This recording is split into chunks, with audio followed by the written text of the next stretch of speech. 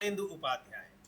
उपराष्ट्रपति पद के चुनाव में जो नतीजे आए वो अप्रत्याशित तो नहीं रहे और लेकिन जिस तरीके से ये क्रॉस वोटिंग की संभावना जताई जा रही थी और कई और सारे समीकरण बताए जा रहे थे, उसके लिहाज से इंडिया गठबंधन काफी मजबूती से इस चुनाव में दिखाई पड़ा है, साफ हुआ है। और यहाँ पूरा जो जितने संभावना थी, जितने मतों की, वो मत उसको मिले हैं, लेकिन जो रद्द किए गए मत हैं उनको लेकर कई तरह के सवाल उठ रहे हैं। और ये नतीजा एनडीए गठबंधन के लिहाज से जीत जरूर हासिल हुई है, लेकिन उसको उसके लिए एक चौंकाने वाली खबर होनी चाहिए, उसको अलर्ट करने वाली खबर होनी चाहिए, क्योंकि अब तक का ये सबसे कम मार्जिन है। उपराष्ट्रपति पद के चुनाव में इस पर हम बात करेंगे कि किस तरीके से, यानी जो मैनेजमेंट की कोशिशें की गई थी वो कोशिशें नाकाम रही, साबित नहीं हुई, सफल नहीं हुई और इंडिया गठबंधन पूरी तरीके से एकजुट खड़ा रहा। चुनाव के दौरान ही, जब चुनाव मतदान के बाद कांग्रेस पार्टी की ओर से कहा गया कि इंडिया गठबंधन के उम्मीदवार को 315 वोट मिले हैं। हालांकि गिनती में उनको 300 वोट मिले, लेकिन 15 वोट जो रद्द किए गए, निरस्त किए गए, उनको लेकर कई तरह के सवाल उठ रहे हैं। इस पर पूरी चर्चा की जाएगी, इसका पूरा विश्लेषण किया जाएगा कि आखिर रद्द किए गए वोट किसके हैं, कैसे ये रद्द हुए। वहां पर सभी केवल सांसद वोट डालते हैं, सांसदों के वोट इतनी बड़ी संख्या में कैसे रद्द हो सकते हैं, इनवैलिड हो सकते हैं। और दूसरी बात ये कि जो एनडीए के उम्मीदवार को ज्यादा वोट पड़े हैं वो वोट कहां से आए हैं, बहुत सारे इसमें सवाल उठ रहे हैं। लेकिन जो इंडिया गठबंधन के उम्मीदवार को 300 वोट पड़े हैं,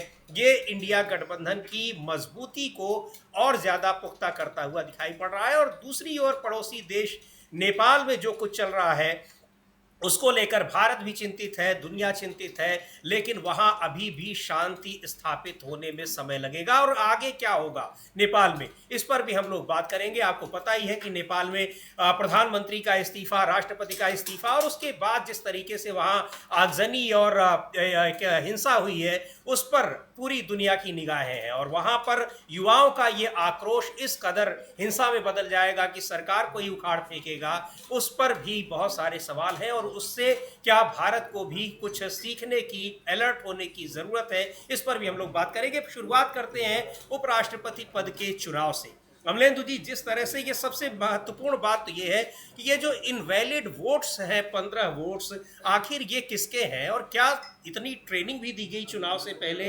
इंडिया गठबंधन के लोगों ने भी अपने सांसदों को ट्रेनिंग दी, एनडीए के लोगों ने भी ट्रेनिंग दी। आखिर इतने सारे वोट कैसे इनवैलिड हो गए? क्या सांसदों को पता नहीं है कि कैसे वोट दिया जाएगा? समीर जी, असल में भारतीय जनता पार्टी ने जो इंतजाम किए थे, शायद उन जी। इंतजाम की वजह से 15 वोट अवैध हो गए। और हो सकता है कि और ज़्यादा भी हो जाते। वो तो कृपा रही चुनाव आयोग की कि कम हुए। चुनाव आयोग की कृपा ज़्यादा होती तो ज़्यादा भी वोट इनवैलिड हो सकते थे।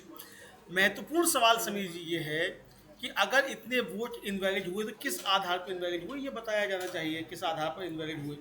वहाँ पेन रखने का मामला था, पेन से लिखा जाएगा। जाहिर सी बात है कि बैलेट पेपर से चुनाव था, तो बैलेट पेपर पर इनवैलिड तभी होता कि भाई जब किसी ने दोनों को वोट दे दिया होता या अपना नाम लिख दिया होता, कुछ इस तरह की चीज़ें होती।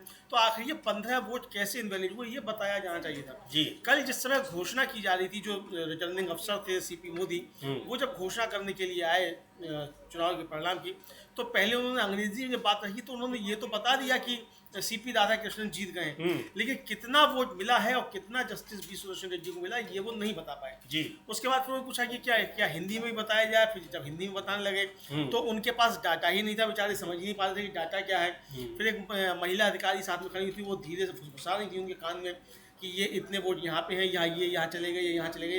वो सारी बातें, हालांकि वो फुसफुसा रही थी, लेकिन मीडिया के माइक ऑन थे, तो वो सारी फुसफुसाहट माइक पर आ रही थी कि वो ज्ञान दे रही है रिटर्निंग अफसर को कि आपको ये बताना है, ये इतने वोट यहाँ है। उसके बाद वो उन्होंने बताया। तो कुछ ना कुछ मतलब शक की सुई जो है वो घूमती है इन 15 वोटों को लेकर कि ये 15 वोट के पीछे कुछ ना कुछ खेल हुआ है। वो खेल किस तरीके का है जी ये तो तभी मालूम पड़ेगा कि जब याचिकाकर्ता जो है और विपक्ष जो है वो इसके लिए कोई आवाज़ उठाए। वो कह विपक्ष की तरफ से भी इस पर कोई बात आई नहीं जी है, लेकिन जब आएगी तब इस पर निश्चित तौर पर सवाल उठेंगे। तो ये देखा जा सकता है कि कुछ ना कुछ घपला हुआ है, और आखिर बीजेपी को ये आवश्यकता क्यों पड़ गई कि उसको इस तरीके से ये काम करने पड़े। समीर, सवाल ये जी इसका मतलब कि अंदर से बहुत ज़्यादा घबराए हुए थे नरेंद्र मोदी और भारतीय जनता पार्टी की टूटन एनडीए में हो सकती है। हालांकि नहीं हुई टूटल, लेकिन इंडिया गठबंधन इंटैक्ट रहा एकदम पूरा। जितने उसके वोट थे उतने वो पड़े। जी तो ये बहुत मजबूती रही। कहा जा रहा था साहब क्रॉस वोटिंग हो जाएगी, क्रॉस वोटिंग हो जाएगी। तो क्रॉस वोटिंग इंडिया गठबंधन की तरफ से नहीं होगी। जी बिल्कुल, यही इसीलिए ये जो इंडिया गठबंधन के घटक दलों की ओर से ये बातें आ रही है, उनके बयान आ रहे हैं, वो भी हम सुनवाएंगे। उसको एक जीत के तौर पर इंडिया गठबंधन ले रहा है, चूंकि पहले भी जो सांसदों की संख्या का खेल है, आंकड़ा है, वो एनडीए के पक्ष में था। हाँ, ये जरूर था कि एनडीए के सांसदों में ये क्रॉस वोटिंग हो सकती है, बीजेपी के सांसद भी क्रॉस वोटिंग कर सकते हैं, ऐसी संभावनाएं जताई जा रही थी।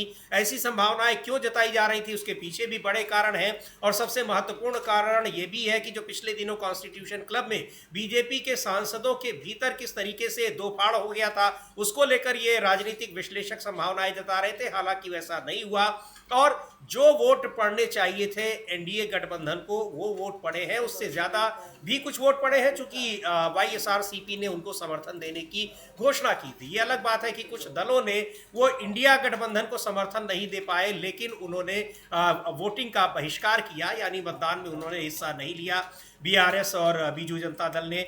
पर जितने वोट थे वो वोट उसको मिले हैं, और इंडिया गठबंधन के पक्ष में जितने वोट थे, जो भी गठबंधन में शामिल पार्टियां हैं, और जो संभावना जताई जा रही थी कि इतने वोट हमारे पास हैं, वो मिला है। और इसको इंडिया गठबंधन अपनी बड़ी जीत बता रहा है। इसलिए भी बड़ी जीत बता रहा है कि लोकसभा चुनाव के पहले से लेकर अब तक इंडिया गठबंधन की मजबूती हर मुद्दे पर एक साथ देखी जा सकती है, चाहे वो वोट चोरी का मुद्दा हो, चाहे वो अमेरिका के राष्ट्रपति डोनाल्ड ट्रंप का भारत का जिस तरीके से अपमान करते रहे, टैरिफ लगाते रहे, वो मुद्दा हो, ऑपरेशन सिंदूर का मुद्दा हो।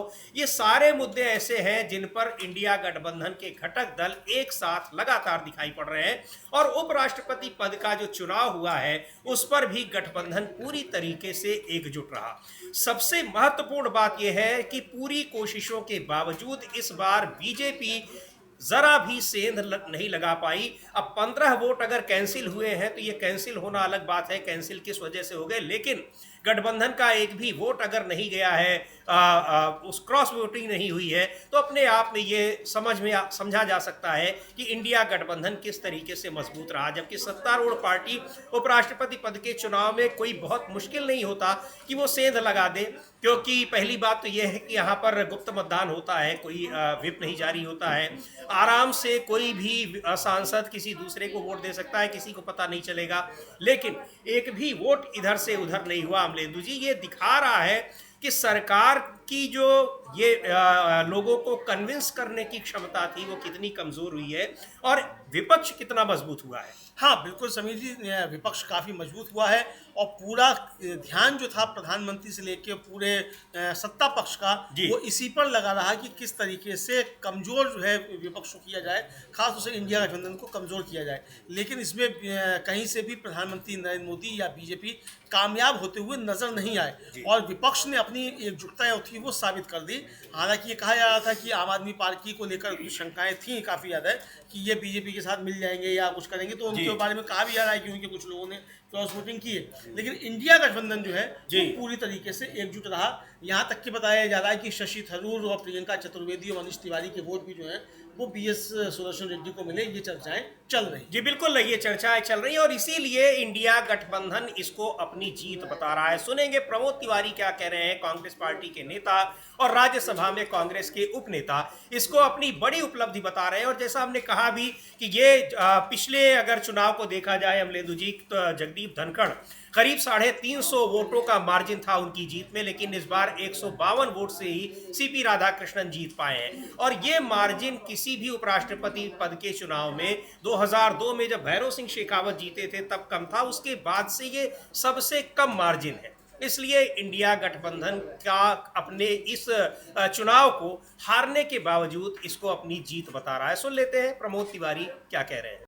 में वोटों में बढ़ोतरी हुई है और ये निश्चित तौर पर एक बड़ी उपलब्धि है और सबसे बड़ी उपलब्धि तो यही कही जाएगी कि वोट किस तरीके से इंटैक्ट रहे इंडिया गठबंधन की, ये महत्वपूर्ण बात है। और जो रद्द किए गए वोट हैं अमलेदु जी, उस पर सवाल बने हुए हैं, लगातार बने। हम लोग सुनेंगे पीसी मोदी को भी, जो कि चुनाव अधिकारी थे और जब वो घोषणा कर रहे थे सीपी राधाकृष्णन की जीत की, कितने वोट उनको मिले, बी सुदर्शन रेड्डी को कितने वोट मिले। लेकिन ये 15 वोट जो कैंसिल हुए हैं, जो रद्द हुए हैं, इनवैलिड हुए हैं, कल से लगातार इन्हीं की सबसे ज्यादा चर्चा है। हाँ बिल्कुल, सबसे ज्यादा इन्हीं की चर्चा है। यानी 452 की चर्चा नहीं है, चर्चा जो है 15 की 15 वोट की है। तो जी किस हाँ। तरीके से 15 वोट 452 पे हावी हो गए, हाँ। तो ये भी एक हारी है। जी। आपकी जीत की चर्चा से ज्यादा जो है चर्चा इस बात की हो रही है कि 15 वोट इनवैलिड कैसे हो गए।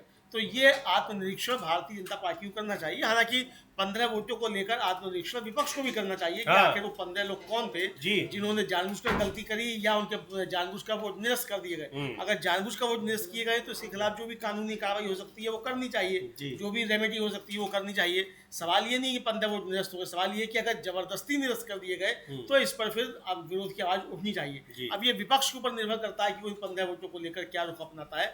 लेकिन भारतीय जनता पार्टी को निश्चित तौर पर ये आत्मनिरीक्षण करने की आवश्यकता है कि आखिर उनको ये सब करने की आवश्यकता क्यों पड़ी। और समझिए, जैसे मैंने शुरू में चर्चा की कि जो पीसी मोदी जब रिटर्निंग अफसर जो घोषणा कर रहे थे तो उन्हें मालूम ही नहीं था कि कितने वोट मिले। तो ऐसा कैसे हो सकता है कि रिटर्निंग अफसर घोषणा करने आए और उसे ये जानकारी ना हो कि किसको कितने वोट मिल रहे हैं, किसको कितने वोट मिले, तो वो जीत की घोषणा किस तरीके से कर तो सुन लेते हैं, एक बार देख लेते हैं उस विजुअल को भी, जो जब वो घोषणा कर रहे थे और बताया उन्होंने कि जीत हुई है। 452 वोट मिले हैं सीपी राधाकृष्णन को और 300 वोट मिले हैं बी सुदर्शन रेड्डी को।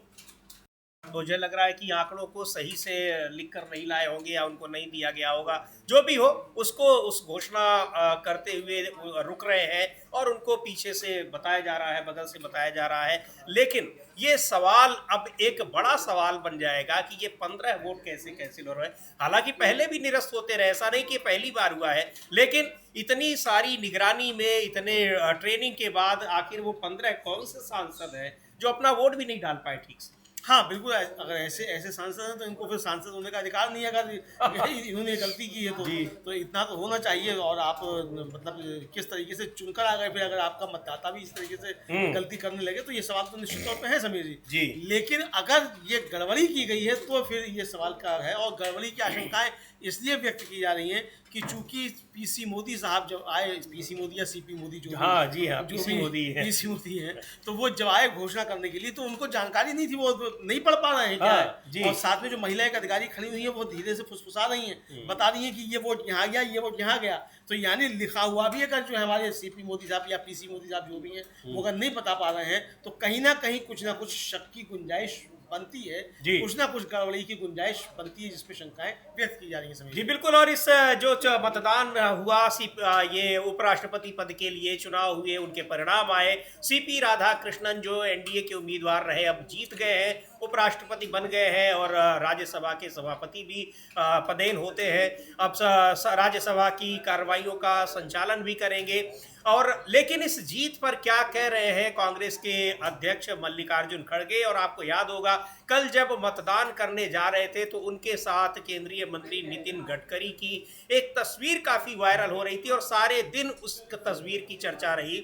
जब तक नतीजे नहीं आ गए तब तक उस तस्वीर की चर्चा होती रही सोशल मीडिया पर। तो सुन लेते हैं मल्लिकार्जुन खड़गे को, क्या प्रतिक्रिया है उनकी इस परिणाम पर।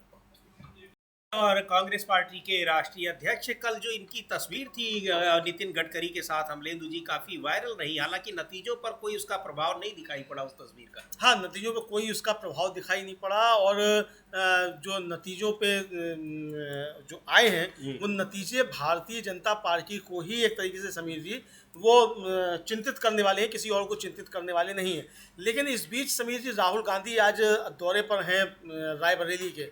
और राहुल गांधी जब रायबरेली के दौरे पर पहुंचे तो जो पहले कांग्रेसी हुआ करते थे और भाजपाई हो गए हैं, दिनेश सिंह मंत्री भी हैं यूपी सरकार में, वो भी इस सड़क पर बैठ गए राहुल गांधी के सामने, और बेचारे आहत बहुत ज़्यादा थे कि किसी ने प्रधानमंत्री मोदी की मां को गाली दे दी। तो वो प्रदर्शन भी हम लोग देख सकते हैं वो किस तरीके से सड़क पर बैठ जी। गए, और राहुल गांधी की बाइक भी आ गई है। राहुल गांधी का कहना है कि ये वोट चोर, गद्दी चोर जो है अभी जन जन तक पहुंच चुका है। जी बिल्कुल, उनको रोकने की कोशिश की गई, वहां सड़क पर बैठ गए।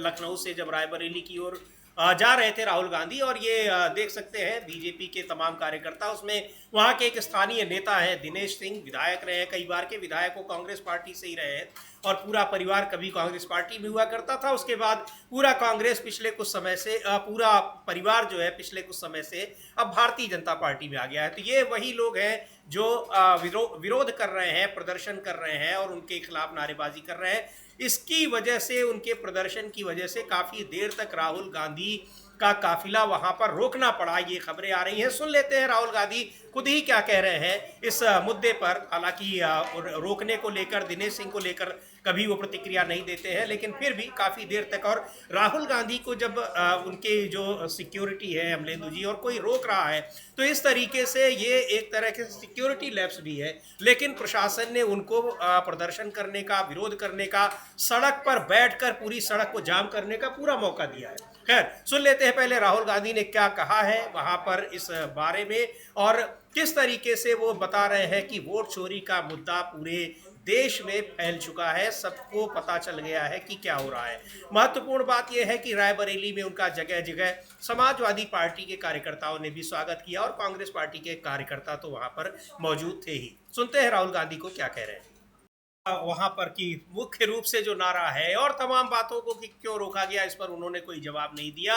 वोट चोर, गद्दी छोड़, ये बड़ा मुद्दा है। बिल्कुल उसी तरीके से कि केवल और केवल राहुल गांधी का फोकस था चुनाव से, लोकसभा चुनाव से पहले संविधान, किस तरीके से संविधान को बदलने की आशंकाएं जताई जा रही थी सत्तारूढ़ पार्टी पर, और उसी पर पूरा मुद्दा ये टिका रहा। और उसी तरीके से इस समय जो सबसे महत्वपूर्ण मुद्दा है वो है वोट चोरी का, और कह रहे हैं कि उसी पर फोकस है। और सभी को अब ये पता चल गया है कि किस तरीके से वोट चोरी का मुद्दा जन जन तक, आम लोगों की, आम लोग भी उससे परिचित हैं और उस चीज़ को महसूस कर रहे हैं। हाँ, बिल्कुल आम लोग इसको महसूस कर रहे हैं, ये है। और जिस तरीके से मुद्दा बढ़ रहा है तो ये अब काफ़ी ज़्यादा परेशानी करने वाला है समीर जी, और बीजेपी से काफ़ी ज़्यादा परेशान दिखाई पड़ती है। इधर जो सीपी राधाकृष्णन चुने गए हैं, उनको कल चुनने के बाद जिस तरीके से मल्लिकार्जुन खड़गे ने ट्वीट करके बधाई दी, वो भी काफ़ी ज़्यादा महत्वपूर्ण है। उसमें काफ़ी बातें मल्लिकार्जुन खड़गे ने समीर जी लिखी हैं। हम लोग उनको मल्लिकार्जुन खड़गे का ट्वीट दिखा सकते हैं, वो अंग्रेजी में, और हिंदी में क्या लिखा है वो आप बता सकते हैं। जी बिल्कुल, मल्लिकार्जुन खड़गे का जो ट्वीट है, बधाई दी है उन्होंने, और लिख रहे हैं कि उपराष्ट्रपति चुनाव में विजय प्राप्त करने पर श्री सीपी राधाकृष्णन को शुभकामनाएं।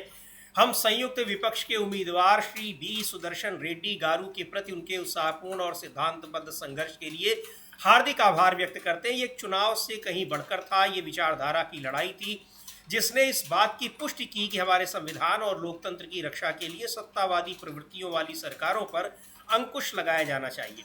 हमें उम्मीद है कि नवनिर्वाचित उपराष्ट्रपति संसदीय परंपराओं के सर्वोच्च मूल्यों को बनाए रखेंगे, विपक्ष के लिए समान स्थान और सम्मान सुनिश्चित करेंगे और सत्ताधारी दल के दबाव में नहीं झुकेंगे।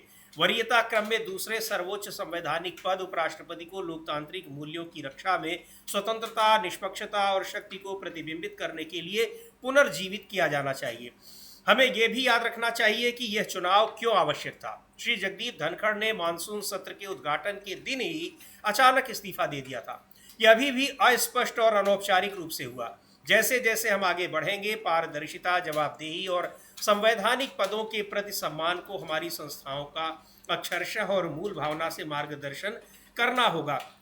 बड़ी सीख भी दी है अमलेंदु जी इन्होंने, मल्लिकार्जुन खड़गे ने सीपी राधाकृष्णन को जगदीप धनखड़ की याद दिलाने की जो कोशिश की गई है, वो उसमें बहुत बड़े संदेश छिपे हुए हैं। हाँ, बहुत बड़े संदेश छिपे हुए हैं। और जगदीप धनखड़ के साथ साथ जिस तरीके से सीपी राधाकृष्णन को संविधान और मर्यादा ये सब समझाया गया है, ये काफ़ी ज़्यादा महत्वपूर्ण है। और समीर जी इसी तरीके की एक जो सीख दी है वो जयराम रमेश ने दी है, और जयराम रमेश ने तो राधा कृष्णन जी को राधा कृष्णन जी की ही सीख दी है कि राधा कृष्णन जी की बातों को याद रखिएगा। यानी सीपी राधा कृष्णन जी, हाँ, डॉक्टर सर्वपल्ली राधाकृष्णन की बातों को याद रखिएगा। उन्होंने भी ट्वीट किया अभी थोड़ी देर पहले, वो भी आप बता सकते हैं। जी बिल्कुल, जयराम रमेश लिख रहे हैं कि नवनिर्वाचित उपराष्ट्रपति श्री सीपी राधाकृष्णन जो राज्यसभा के सभापति भी होंगे, उन्हें शुभकामनाएं प्रेषित करते हुए भारतीय राष्ट्रीय कांग्रेस भारत के प्रथम उपराष्ट्रपति और राज्यसभा के प्रथम सभापति डॉक्टर सर्वपल्ली राधाकृष्णन के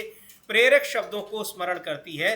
16 मई 1952 को राज्यसभा के उद्घाटन के अवसर पर प्रख्यात दार्शनिक, शिक्षाविद, लेखक और राजनयिक डॉक्टर राधाकृष्णन ने कहा था, मैं किसी एक दल का नहीं हूं और इसका अर्थ यह है कि मैं इस सदन के हर दल का हूं। मेरा प्रयास संसदीय लोकतंत्र की सर्वोच्च परंपराओं को बनाए रखना होगा और प्रत्येक दल के प्रति पूर्ण निष्पक्षता और समानता के साथ कार्य करना होगा। किसी के प्रति द्वेष नहीं और सभी के प्रति सद्भावना रखते हुए यदि कोई लोकतंत्र विपक्षी समूहों को सरकार की नीतियों की निष्पक्ष, स्वतंत्र और स्पष्ट आलोचना करने की अनुमति नहीं देता है तो वो तानाशाही में बदल सकता है। डॉक्टर सर्वपल्ली राधाकृष्णन ने अपने जीवन में इन बातों को अक्षरशः और भावना दोनों ही अर्थों में पूरी तरह आत्मसात किया। तो ये तो खैर उनका डॉक्टर सर्वपल्ली राधाकृष्णन जो देश के पहले उपराष्ट्रपति थे, उनका ये वक्तव्य है, बयान है। लेकिन अमलेंदु जी, लगभग यही इन्हीं बातों को जो उपराष्ट्रपति पद की जब शपथ ली जाती है तो यही सारी बातें कही जाती हैं, यानी शपथ लेते हैं इन्हीं सब की। यह अलग बात है कि पूरा कार्यकाल जो रहा पिछले जो उपराष्ट्रपति रहे जगदीप धनखड़ का, वो उन सारे चीज़ों को एक तरीके से उसका उल्लंघन करते रहे। जो शपथ ली थी उसका भी, और जो संसद के, राज्यसभा के जो सदस्य थे उनकी भावनाओं का भी उनका वो सम्मान नहीं पा सके, इसलिए क्योंकि जो दायित्व उनका था उसको निभाने में नाकाम रहे। और आखिरकार हुआ क्या, जिसके लिए वो कर रहे थे उन्होंने किस तरीके से दूध की मक्खी की तरह निकाल फेंका। जो पारंपरिक रूप से जो सम्मान मिलना चाहिए था वो भी उनको नहीं दिया गया। हाँ, जो पारंपरिक रूप से सम्मान मिलना चाहिए था वो भी नहीं दिया गया, और फेयरवेल भी नहीं दी गई, और पता नहीं कहाँ हैं, बीमार हैं कि कहाँ पड़े हुए हैं, ये भी कुछ पता नहीं है। लेकिन समीर जी, पूत के पाँव पालने में दिखाई पड़ते जो कहावत है ना, तो वो कहावत जो है वो हमारे नवनिर्वाचित उपराष्ट्रपति जी ने थोड़ी सी दिखा दी है। उन्होंने प्रधानमंत्री नरेंद्र मोदी को जो है वो शुक्रिया अदा किया है। जी भाई, शुक्रिया अदा करना था पूरी बीजेपी को कर देते, पूरे एनडीए को कर देते को। जी हाँ, नरेंद्र मोदी को क्या आवश्यकता थी अकेले कर? नरेंद्र मोदी क्या है? प्रधानमंत्री तो उनका क्या रोल है? वोट तो आपको जो है एनडीए के सांसदों ने दिया ना, तो उनको आप करते, लेकिन उन्होंने प्रधानमंत्री नरेंद्र मोदी को किया है। तो यानी ये भी दूसरे धनखड़ साबित हो सकते हैं। इसकी अभी से सुगबुगाहट शुरू हो गई है। बहरहाल ये उनका मसला है क्या हो। लेकिन संजय राउत जो शिवसेना यूबीटी के सांसद हैं, उन्होंने कहा है कि बी सुदर्शन रेड्डी को 300 वोट मिले, हमारी संख्या कुल 315 थी, हमारी लड़ाई वैचारिक थी। तो सुन लेते हैं, क्या कह रहे हैं संजय राउत, शिवसेना के सांसद हैं और काफी सक्रिय रहे बी सुदर्शन रेड्डी के चुनाव प्रचार के दौरान। वो तिवारी को भी हम लोगों ने सुना कि इंडिया गठबंधन का जो वोट शेयर था वो बढ़ा है, इंडिया गठबंधन के सारे वोट उसके पास हैं, और यही बात कह रहे हैं संजय राउत भी कि हमने सेंध लगने की गुंजाइश नहीं छोड़ी, कोशिशें तो पूरी हुई है। और यहाँ पर अब लेकिन वो 15 वोट जो निरस्त हुए हैं उस पर चर्चा लगातार जारी है। उस पर जो कुछ पता लगता है, चर्चाएं होंगी, चूंकि अब पता लगना तो बड़ा मुश्किल है कि किनके वोट निरस्त किए गए हैं। अब वहाँ पर तो कैमरे लगे नहीं थे चंडीगढ़ की तरह कि वहाँ पर कैसे वोट निरस्त किए जा रहे हैं, लेकिन जो निरस्त किए गए हैं 15 वोट, वो एक गंभीर मुद्दा निश्चित तौर पर बना हुआ है और हैरान करने वाला है कि आखिर 15 सांसदों ने कैसे अपने वोट ठीक से नहीं डाले। लेकिन जो इसके अलावा जो बड़ा मुद्दा है, वोट चोरी का मुद्दा, वो धीरे धीरे बढ़ता चला जा रहा है। और महाराष्ट्र से, कर्नाटक के बाद महाराष्ट्र विधानसभा चुनाव के दौरान तो ये बड़ा मुद्दा था ही, लगातार वहां से खबरें आ रही हैं। ताज़ा तरीन एक फिर बड़ा उदाहरण सामने आया है। कांग्रेस के नेता ने आरोप लगाए हैं और उसी तरीके से उन्होंने भी तमाम तथ्य निकाल कर रखे हैं, जिस तरह से महादेवपुरा विधानसभा सीट में राहुल गांधी ने निकाल कर रखे थे। अमलेंदु जी। हाँ बिल्कुल समीर जी, और ये अतुल लोंडे पाटिल हैं, ये कांग्रेस के प्रवक्ता हैं, महाराष्ट्र के मुख्य प्रवक्ता हैं, और उन्होंने बातचीत की है और बताया है उन्होंने कि चंद्रपुर जिला है वहाँ का, महाराष्ट्र का, काफ़ी मशहूर है, खासतौर से नक्सलवादी गतिविधियों के लिए भी काफी रहा है जी। गढ़चिरौली उसी में आता है। तो चंद्रपुर जिले की राजुरा विधानसभा नंबर 70, जहां 11,368 जो थे वोट ऑनलाइन जोड़े गए और जांच में पता चला कि 6,853 फेक वोटर थे, जिसकी FIR अक्टूबर 2024 में चुनाव आयोग ने ही की थी। 11 महीने हो गए, फेक वोटर किस मोबाइल नंबर, IP एड्रेस और ईमेल से ऐड हुए, आज की तारीख तक चुनाव आयोग क्यों नहीं दे रहा है, जबकि चुनाव के 7वें दिन ही उम्मीदवार द्वारा CCTV फुटेज मांगे गए जो आज तक मुहैया नहीं किया गया। क्यों? क्या चोरी हुई है वो जो आयोग छुपा रहा है, और किसका कौन सा राज है जिसको चुनाव आयोग छुपा रहा है? हम लोग सुन सकते हैं कि अतुल लोंढे जी बिल्कुल, महाराष्ट्र कांग्रेस के प्रवक्ता हैं अतुल लोंढे पाटिल, और जिस तरीके से ये उन्होंने चंद्रपुर जिले की सीटों में वोट चोरी का ये मुद्दा उठाया है, सुनते हैं, गंभीर मुद्दा है। और कहा ही है राहुल गांधी ने कि ये केवल महादेवपुरा सीट नहीं, ऐसा पूरे देश में कई सीटें हैं, और एक बड़ा खुलासा अभी करने का उन्होंने वादा किया ही है, जिसको उन्होंने कहा है कि अब की बार वो हाइड्रोजन बम फूटेगा। तो ये लगातार ये खुलासे हो रहे हैं, और सुन लेते हैं क्या कह रहे हैं अतुल लोंढे पाटिल, जो चंद्रपुर जिले में, महाराष्ट्र के चंद्रपुर जिले में वोट चोरी का उन्होंने खुलासा किया है, उसके बारे में। चोरी पकड़ी जाए फिर भी सीना चोरी जो है वो करने से बीजेपी बाज नहीं आती, और बीजेपी का पिट्ठू जो पिट्ठू है, इलेक्शन कमीशन और गृह मंत्रालय, ये किसी न किसी तरीके से बीजेपी को बचाना चाहता है। इसका सबसे बड़ा उदाहरण आज मैं आपके सामने देने वाला हूं। चंद्रपुर जिले की राजुरा विधानसभा नंबर 70, इसमें चोरी पकड़ी गई थी। 1 अक्टूबर से 15 अक्टूबर तक जो ऑनलाइन वोटर रजिस्ट्रेशन किया गया था वो बोगस था, वो पकड़ा गया था। उसकी कंप्लेंट वहां के हमारे जो आमदार थे धोटे साहब, इन्होंने चुनाव आयोग के अधिकारी से की, जांच की गई, FIR दायर किया गया, और वो 6,583 वोट जो है, 6,853 वोट वो डिलीट किए गए, चोरी पकड़ी गई, FIR हुआ। FIR का नंबर है 0629, राजुरा पुलिस स्टेशन में FIR हुआ है, इलेक्शन कमीशन ने FIR किया है। लेकिन आज की तारीख है, कितनी तारीख है आज की? आज 9 सितंबर है। आज उपराष्ट्रपति का चुनाव चल रहा है, आज तक कोई भी कार्रवाई हुई नहीं है। हमारा सीधा आरोप है कि इसमें बीजेपी और चुनाव आयोग और इस देश का गृह मंत्रालय हैंड इन ग्लोव है, हाथ में हाथ डालकर ये इस देश के लोकतंत्र, संविधान को और लोगों के वोट के अधिकार को तार-तार कर रहे हैं। क्योंकि चोरी से चूक के आते हैं तो फिर बेरोजगारी, महंगाई, महिला सुरक्षा, बाढ़, लोगों की जरूरतें, इसके मुद्दे लेने की जरूरत नहीं है। चोरी से चूक के आ रहे हैं, तो ये कर रहे हैं, ये साफ साफ हमारा आरोप है, और इसकी वजह से कोई जांच नहीं की जाएगी। दूसरा मुद्दा, उसी उम्मीदवार के 61 लाख पूरे सामग्री के साथ, चुनाव के सामग्री के साथ पकड़े गए, और वो उसी के, ऐसा पुलिस ने कहा, ऐसा कांग्रेस नहीं कह रही है, हमने वो पकड़ के दिया, वो बात सही है, लेकिन पुलिस ने ये साफ किया है प्रेस के सामने कि ये पैसा और ये साहित्य जो है, सामग्री जो है, वो बीजेपी के कैंडिडेट की है, फिर भी आज तक कोई भी कार्रवाई नहीं की। हमारा साफ आरोप है कि IP एड्रेस आप क्यों नहीं दे रहे? जो 6,853 वोट रजिस्टर किए गए थे, जो पकड़े गए, वैसे तो और 11,000 वोट बढ़ाए गए बाद में, वैसे अभी 1100 वोट गढ़चांदुर में मिले हैं, राजुरा नगर पालिका में 800-900 वोट मिले हैं। तो जो पकड़े गए हैं वो कौन से IP एड्रेस से रजिस्टर हुए, मोबाइल नंबर क्या था, ईमेल एड्रेस क्या था, OTP किस मोबाइल पे लिया वो क्या था, ये इलेक्शन कमीशन से पूछा गया, इलेक्शन कमीशन से पत्र आए, ये सारी चीजें जो है वो पुलिस में है, लेकिन आज तक कोई भी कार्रवाई नहीं। क्यों? आज से हम हिदायत देते हैं कि 1 महीने का टाइम जो है, अवधि जो है, वो हम इस सरकार को देते हैं। ये सरकार वो IP एड्रेस, वो मोबाइल नंबर, वो ईमेल एड्रेस, ये सारे पकड़े, इसके पीछे कौन है वो लोग सामने आए। ये ऐसा क्यों नहीं कर रहे? क्योंकि ऐसा करने से देश में चोरी करने वाले कौन है, ये पकड़े जाएंगे। हमारे चंद्रपुर से लकड़ी गई है प्रभु राम के मंदिर बनने के लिए, और वहीं से ये चोरी भी पकड़ी जाएगी। चोर,